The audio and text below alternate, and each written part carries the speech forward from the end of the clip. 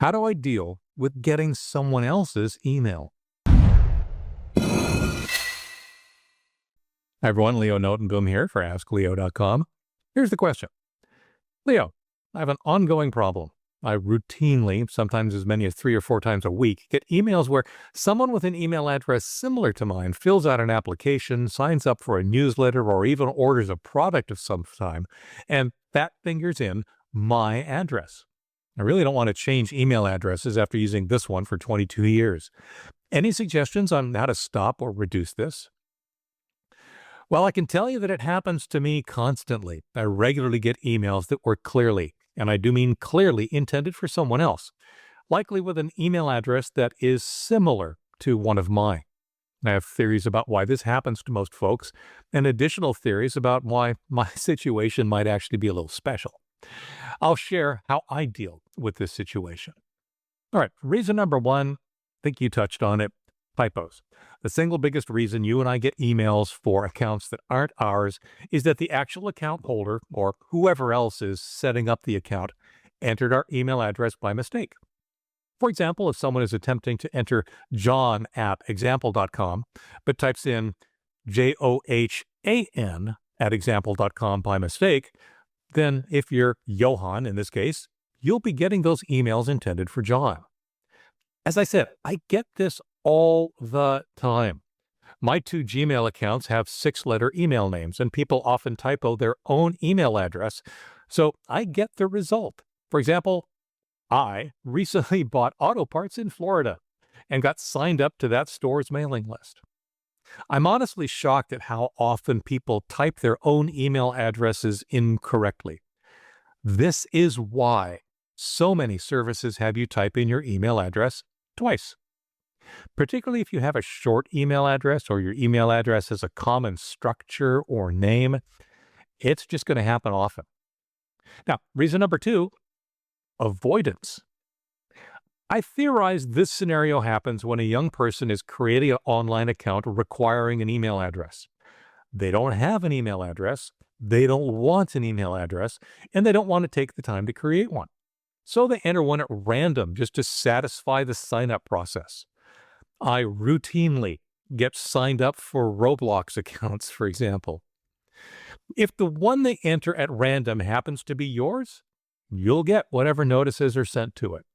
I think this happens most often to those who have simple email addresses, like firstname@popularservice.com. Reason number 3, mischief. This is where I feel like I'm kind of special. Because I have a few publicly posted email addresses, I find that individuals like to sign me up for things, or even set my email address as their recovery address. Interestingly, I've also seen individuals, most likely kids, try to sign themselves up for some online service using one of my email addresses. I'm not sure what they expect. I do know that when they lose their password and try to recover their account, it ain't going to work, because I'm not going to act on the confirmation emails that are sent to me. What do you do about it? Honestly, the first approach is probably the best approach. Ignore it. Delete the emails relating to the misuse of your address and get on with your life. No harm will come to you for ignoring email messages that you're not responsible for. The second, of course, is to act on it somehow. Now, this can be risky. If you're certain that the message is legit, you might reply and inform the sender of the error. But again, that's a risk if it's spam. If you're certain that it's a legitimate newsletter, then maybe unsubscribe. But again, that's risky too. You can mark them as spam as you like. I tend not to unless they get annoying or from sources that I already honestly consider to be spammers. Don't mark any notices from services that you actually also use. Don't mark those as spam. You want to receive legitimate emails that you actually need in the future. If the actual account holder has difficulty regaining access to their account, that's on them for not properly specifying an email address in their control when they set up the account. Occasionally, email messages might include a link along the lines of "not your account" or similar. Clicking on that link will disassociate your email address from whatever account it was mistakenly associated with. Hopefully, it'll also tell the account holder of their mistake. There's nothing to prevent someone from entering your email address or mine into a form for account recovery, newsletter subscriptions, product orders, or anything else.